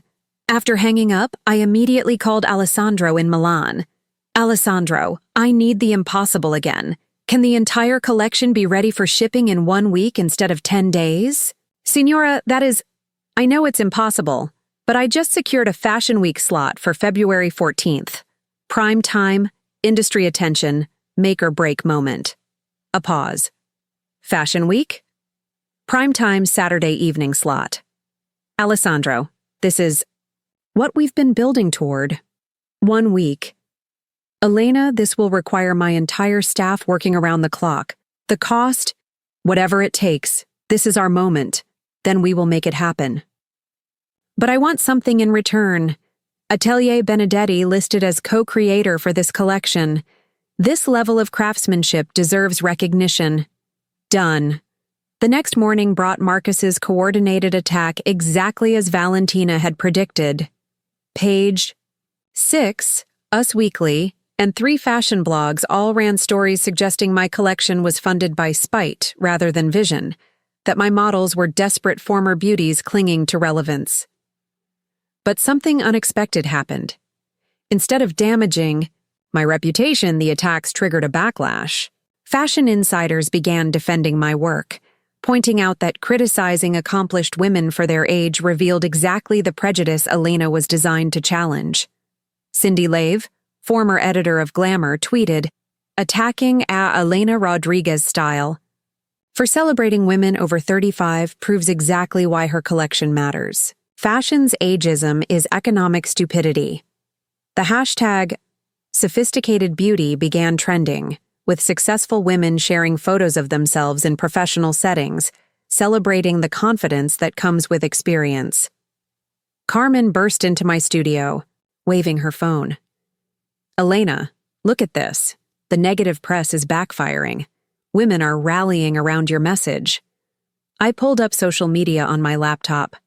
Hundreds of posts from women sharing their own stories of being dismissed for their age, celebrating the idea of fashion that honored their achievements rather than apologizing for their experience.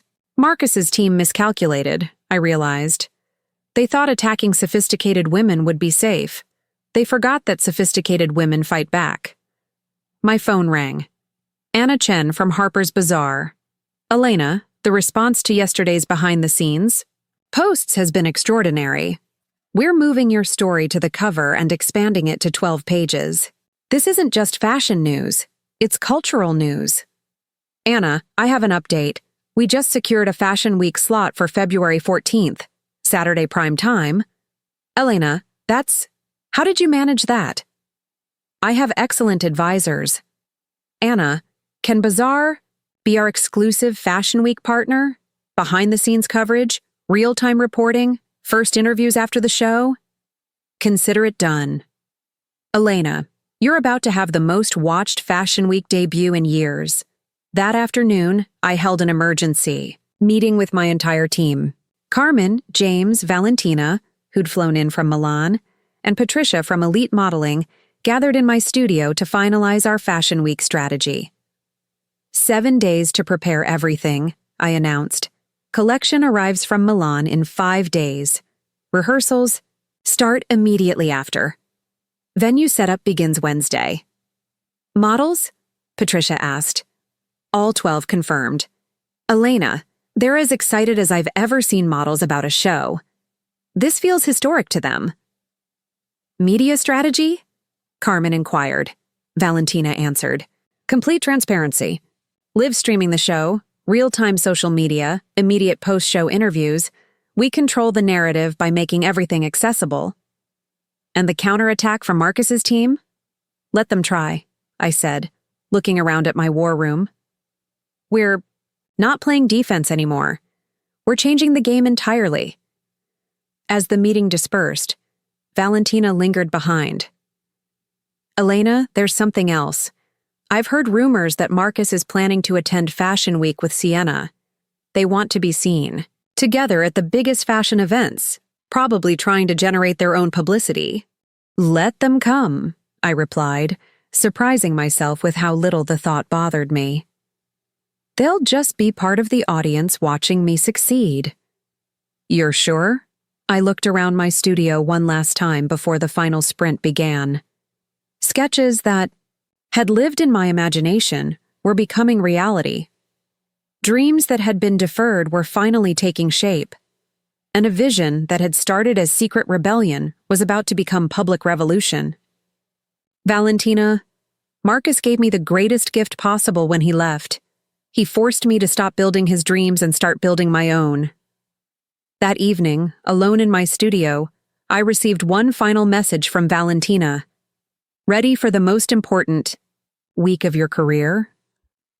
The fashion world is about to meet Elena Rodriguez, not Marcus Kane's ex-wife, not a scorned woman seeking revenge, but a visionary who's about to change everything. Show them what you've built. I looked out at the Manhattan skyline, lights twinkling in windows where other women were probably working late, making decisions, building careers, earning their sophistication one achievement at a time. In 7 days, I would show the fashion world what those women deserved to wear, and Marcus Kane would finally understand the true cost of underestimating a woman who had nothing left to lose and everything to gain. The countdown to Fashion Week had begun, and I was ready for war. The FedEx truck arrived at my Soho studio at precisely 6 a.m., carrying 37 boxes from Milan that contained either my triumph or my catastrophe. I'd been awake since 4 a.m., unable to sleep, knowing that today would determine whether months of impossible timelines had produced the collection of my dreams or expensive failures. Alessandro had sent a video message with the shipment. Signora Rodriguez, my familia has never worked with such passion. These pieces represent our finest craftsmanship. May they bring you the success you deserve. Carmen arrived as the delivery team wheeled the boxes into my studio. Elena, you look like you haven't slept in days. Because I haven't. Help me with these. I need to see everything before the team arrives. The first box contained my signature, blazer wrapped in tissue paper like a precious artifact. When I lifted it out, even the studio's harsh morning light couldn't diminish its perfection. The wool felt like liquid silk, but held its structure with architectural precision. Every seam was invisible, every button perfectly aligned, every detail executed with the kind of craftsmanship that separated luxury from merely expensive. Elena, this is museum quality, Carmen whispered, examining the hand-finished lining. Box after box revealed similar perfection. The evening coat that had lived in my sketches for 2 years now hung before me in flawless reality. The wrap dress that could transition from boardroom to cocktail party achieved exactly the versatility I'd envisioned. Each piece justified every sleepless night, every impossible deadline, every euro invested in Milan's finest craftsmen. By 8 a.m., the entire collection hung in my studio like a gallery exhibition.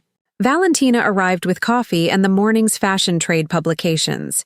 "Elena, you need to see this."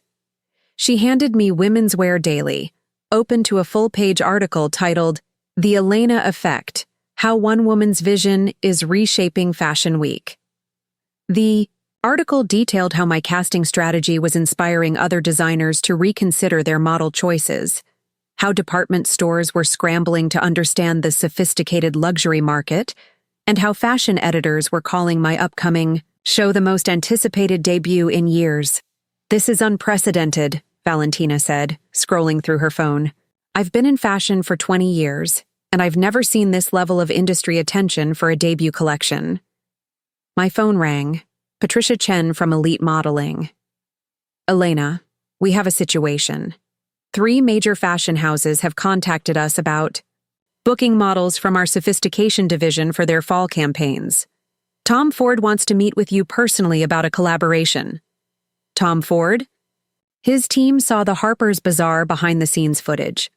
They're interested in your perspective on the mature luxury market." I gestured to Carmen to add the meeting to our post-Fashion Week schedule. "Patricia, how are our models handling?"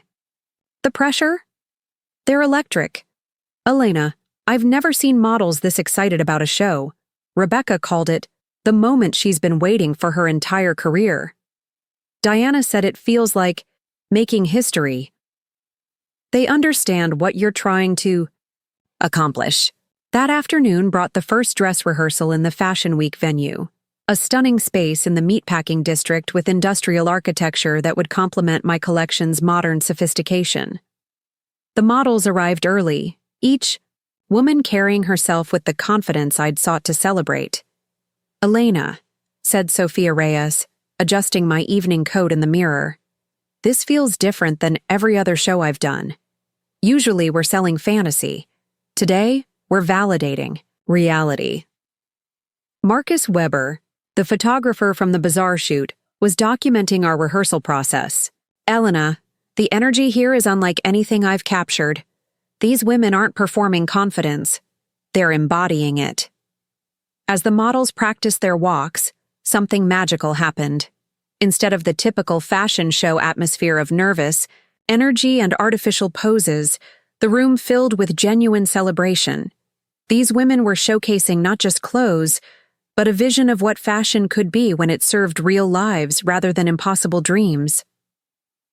"Elena," Valentina said, watching the rehearsal from the venue's balcony, "this show is going to change everything.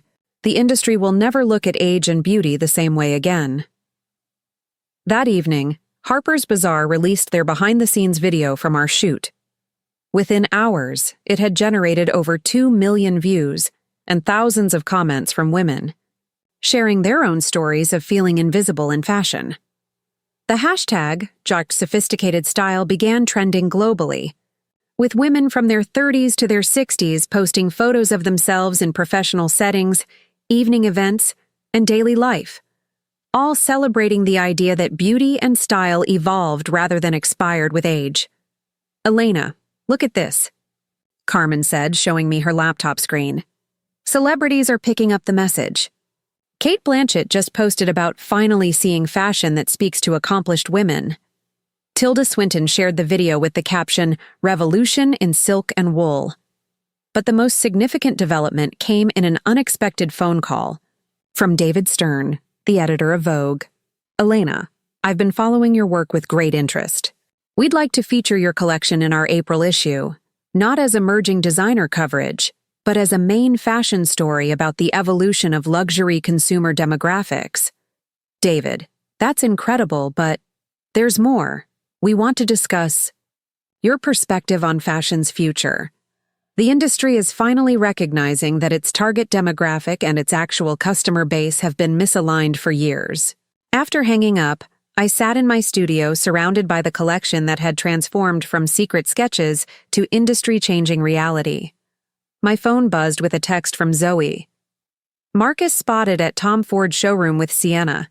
Sources say he's trying to position himself as fashion industry insider now." I showed the message to Valentina, who laughed. "Elena, Marcus is about to discover that fashion is a much smaller world than modeling. Everyone knows everyone, and everyone remembers everything. His behavior toward you hasn't gone unnoticed. What do you mean? I've been hearing whispers. Designers talking about how you built his career while he took credit. Editors discussing how he treated you at industry events. The fashion world is reevaluating Marcus Kane, and the assessment isn't flattering. The next morning brought the Harper's Bazaar issue release. Anna Chen had positioned my story as the cover feature with the headline, "The Revolution Will Be Stylish. Elena Rodriguez redefines fashion for the modern woman." The 12-page spread was breathtaking. Every image captured not just beautiful clothes, but the essence of what I'd been trying to communicate. That sophistication, confidence, and beauty could coexist with age and experience. The models looked powerful, accomplished, magnificent, in ways that had nothing to do with youth. "Elena, the magazine is selling out," Anna called to report. "Newsstands can't keep it in stock. We're going to a second printing. That hasn't happened in 5 years." What's the response from the industry? Unprecedented. Buyers are calling, editors are requesting meetings, and other designers are asking how they can incorporate your philosophy into their collections. That afternoon, I received a call that changed everything. "Ms. Rodriguez, this is Catherine Williams from Bergdorf Goodman. We've been following your work with great interest." Bergdorf Goodman, the holy grail of luxury retail, where careers were made or broken based on buyer approval. "Ms. Williams, it's an honor. Ms. Rodriguez, we'd like to discuss carrying Elena exclusively in our Fifth Avenue flagship. Based on what we've seen of your collection and your vision for sophisticated luxury, we believe you've identified a market that's been underserved." I gestured frantically to Carmen, who was already taking notes. "We're prepared to commit to a significant initial order with prominent placement in our main floor women's department. We've never seen response like this to a designer who hasn't even shown yet. Ms. Williams, I'm honored by your interest, but I should mention that the collection will debut at Fashion Week in 3 days. Wouldn't you prefer to see the show first?" "Ms. Rodriguez, we've been in luxury retail for over a century. We recognize quality and vision when we see it. Your Harper's Bazaar feature convinced us that you're not just creating clothes, you're defining a new category of luxury." After hanging up, Carmen and I stared at each other in disbelief. "Elena, Bergdorf Goodman wants to carry Elena exclusively. Do you understand what this means? It means we're not just launching a collection anymore. We're launching a movement." The final rehearsal took place the evening before Fashion Week. The venue had been transformed into something between a gallery and a celebration space. Instead of traditional runway seating, we'd arranged intimate groupings that would allow the audience to experience the clothes up close, to see the craftsmanship details that separated Elena from typical ready-to-wear. The models ran through their final walks, each woman embodying the confidence I'd designed the clothes to enhance. When Rebecca walked in the signature blazer, she looked like someone who could run a Fortune 500 company. When Diana wore the wrap dress, she appeared ready to argue a case before the Supreme Court. When Sophia glided in the evening coat, she commanded attention without demanding it. "Elena," Marcus Weber said, reviewing his photographs from the rehearsal, "these images tell a story I've never been able to capture before. Fashion as empowerment rather than aspiration." As the evening wound down, Valentina pulled me aside. "Elena, there's something you should know. Marcus and Sienna will be attending Fashion Week tomorrow. They've been invited to several shows, and word is they're planning to make their relationship very public." I looked around the venue that would host my debut in less than 24 hours. Valentina, 6 months ago, that news would have devastated me. Now, I hope they come to my show. "You're sure?" Marcus spent years underestimating me, dismissing my contributions to his success, treating me like I was disposable.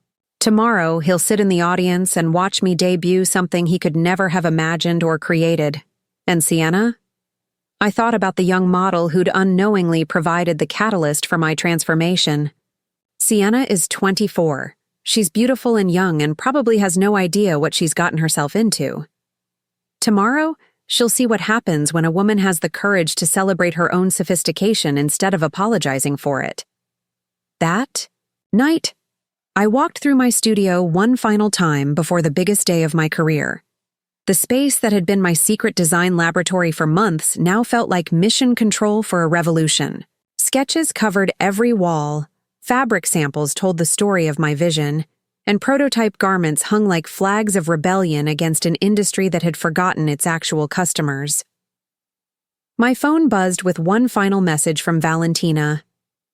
Elena, tomorrow the fashion world meets the real you.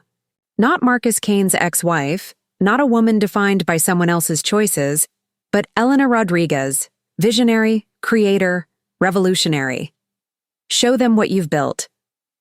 I looked out at the Manhattan skyline, lights twinkling in thousands of windows where women were probably working late, making decisions, building careers, earning their sophistication through experience and achievement. Tomorrow, I would show the fashion world what those women deserve to wear. Tomorrow, I would prove that being underestimated was the greatest advantage you could have. Tomorrow, Marcus Kane would finally understand that he hadn't discarded me. He'd liberated me. The revolution was about to begin, and I was ready to lead it. February 14th dawned crisp and clear, Manhattan's skyline sharp against the winter sky.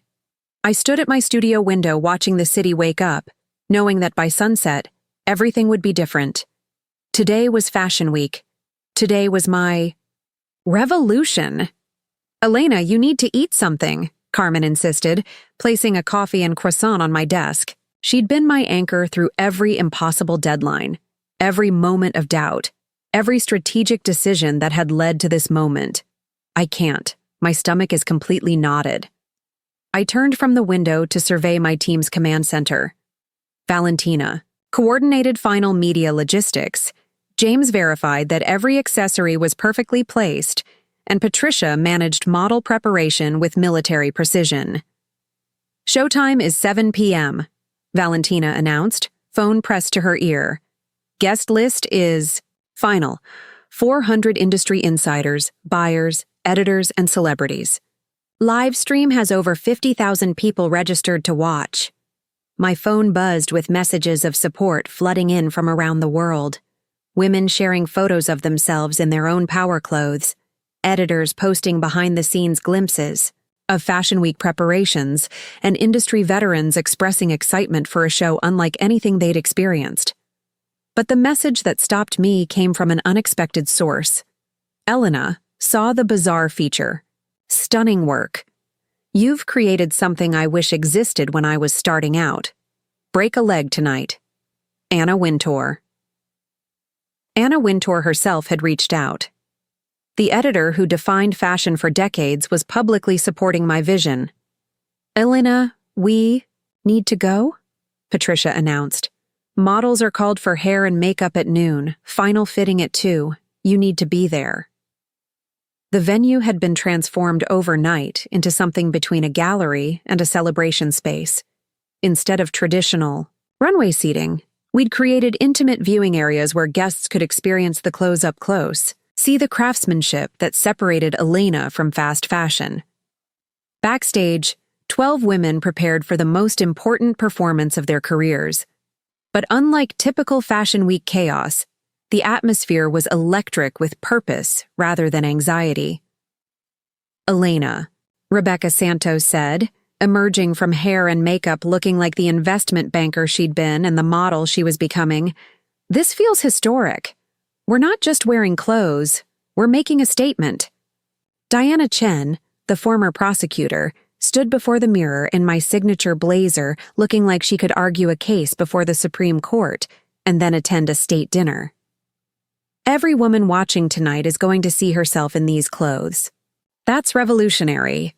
As afternoon became evening, industry insiders began arriving. Through the backstage monitors, I watched editors, buyers, celebrities, and critics take their seats. The energy was unlike any Fashion Week show I'd ever attended, anticipation mixed with genuine curiosity about what we were about to present. Elena, 5 minutes, the stage manager announced. I gathered my models for the final moment before we changed fashion forever. Ladies, tonight we're showing the world that sophistication is the ultimate luxury. That confidence earned through experience is more beautiful than youth pursued through desperation.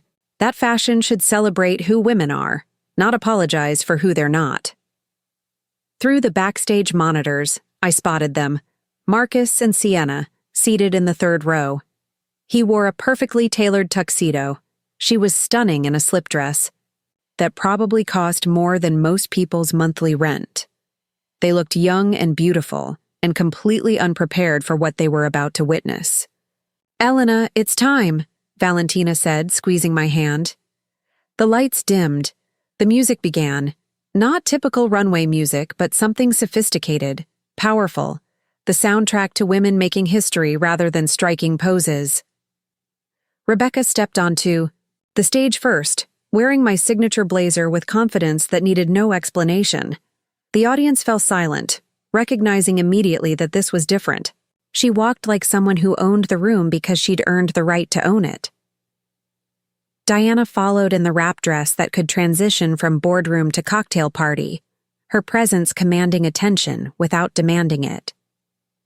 Then Sophia in the evening coat that had lived in my dreams for 2 years, now reality on the back of a woman who understood its power.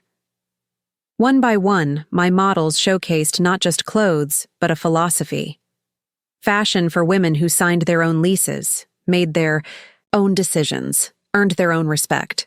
Clothes that celebrated experience rather than innocence, wisdom rather than naivety. Through the backstage monitors, I watched the audience's reaction. Editors were taking notes frantically. Buyers were photographing details. Anna Wintour was leaning forward in her seat, studying each piece with the intensity of someone recognizing a cultural shift. And Marcus was staring at the stage with an expression I'd never seen before. Not jealousy or anger, but something closer to awe. Recognition that he was witnessing something he could never have imagined or created. The finale approached. All 12 models took the stage together, a gallery of sophisticated women wearing clothes designed to enhance rather than disguise their accomplishments. The applause began before they reached their positions, building to a standing ovation that seemed to shake the venue. Then the lights dimmed except for a single spotlight on the runway entrance. It was time for my moment. I stepped onto the stage, wearing the first piece I'd ever designed for Elena, a midnight blue dress that managed to be both elegant and powerful, sophisticated without being severe. As I walked the length of the runway, I saw faces in the audience I'd known for years, editors who'd watched me build Marcus's career now witnessing me build my own empire. When I reached the end of the runway, I looked directly at Marcus. Our eyes met across the distance of months of betrayal and years of building something that was never truly mine. He nodded slightly, an acknowledgement of what I'd accomplished, what he'd underestimated, what he'd lost. The applause was deafening. The standing ovation lasted nearly 5 minutes. But more than the sound, it was the feeling in the room. Recognition that something fundamental had shifted in fashion's understanding of its audience. Backstage, chaos erupted in the best possible way. Buyers surrounded me with orders, editors requested exclusive interviews, and other designers wanted to understand how I'd created something so completely revolutionary. Elena Rodriguez for Bergdorf Goodman. Catherine Williams pushed through the crowd. "We want to expand our commitment. Full collection, exclusive placement, and we're prepared to discuss your own boutique space." "Elena, Tom Ford's people are requesting an immediate meeting," Valentina reported. "He wants to discuss a collaboration for his next campaign." "Ms. Rodriguez." A young journalist appeared at my elbow. "I'm from the Times. We're running a front-page style story tomorrow about how you've redefined Fashion Week. Can we get a quote?" I looked around at the controlled chaos, the celebration, the validation of everything I'd worked toward. Fashion has spent so long chasing youth that it forgot wisdom. Tonight, We showed the industry that sophistication is the ultimate luxury, and that the most beautiful women are those who've earned their confidence through experience.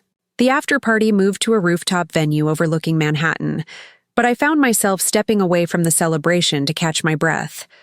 The city sparkled below, lights twinkling in thousands of windows where women were probably working late, building careers, earning their own sophistication.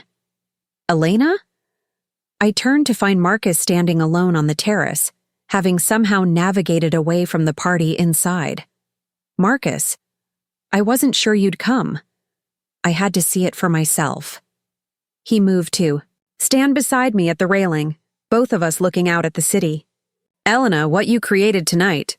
I've never seen anything like it. Thank you. I owe you an apology, a real one, not some publicist-crafted statement. He was quiet for a moment. I spent so many years thinking I was the star of our story. Tonight I realized I was just supporting cast in yours. I studied his profile. This man I'd loved completely and built a life around. Marcus, you gave me the greatest gift possible when you left. You forced me to stop building your dreams and start building my own. Sienna and I, it's not going to work. I know. I thought youth would make me feel younger. Instead, it just made me feel older. He turned to face me. Elena, is there any chance? No. The word came without hesitation or anger. Marcus, you chose someone who made you feel like the person you used to be. I chose to become the person I was always meant to be. He nodded, understanding in his expression. I heard about the Bergdorf deal, Tom Ford, Vogue. The beginning, not the ending. I'm proud of you. I know I lost the right to say that, but I needed you to know. After he left, I remained on the terrace for a few more minutes, processing everything that had changed in a single evening. My phone buzzed with a message from Anna Chen. Elena, the live stream numbers are unprecedented. 2 million viewers for a Fashion Week debut. You've created a cultural moment. Another message from Patricia. Elite Sophistication Division now. Has a 6-month waiting list. Every major brand wants to book mature models. You changed the industry overnight. But the message that meant the most came from Rebecca Santos. Elena, tonight wasn't just a fashion show.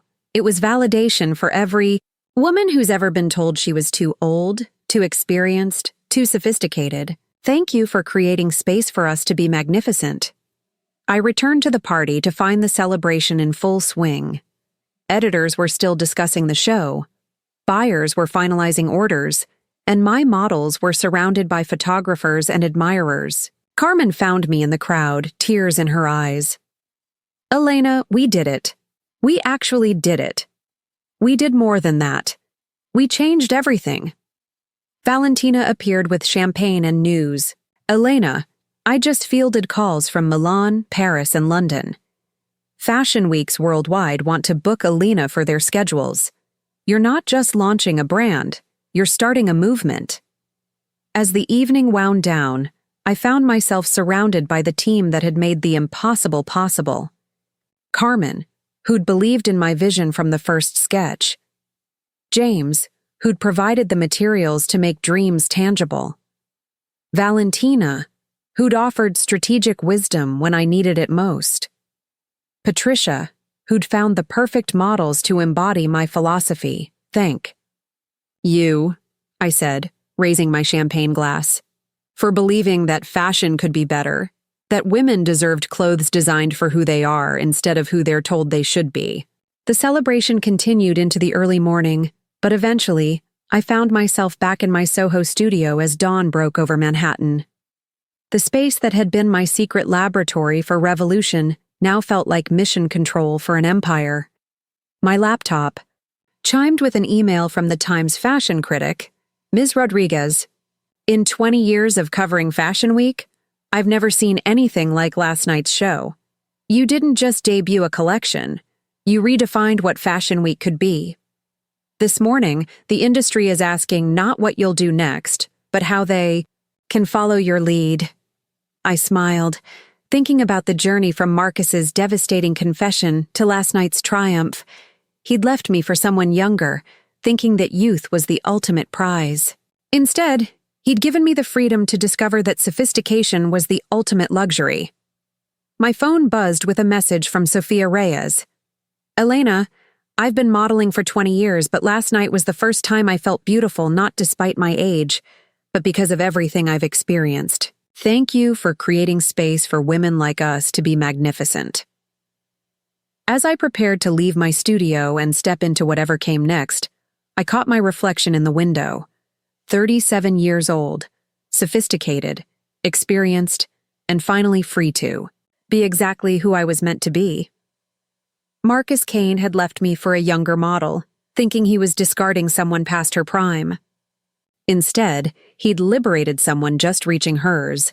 The revolution was complete, but the empire was just beginning. And I was ready for both. After all, the best revenge isn't just success, it's building something so extraordinary that it makes the past irrelevant. Fashion would never look at age and beauty the same way again, and I had only just begun to show the world what sophisticated women were capable of creating. The future was sophisticated, confident, and magnificent. And it looked exactly like me.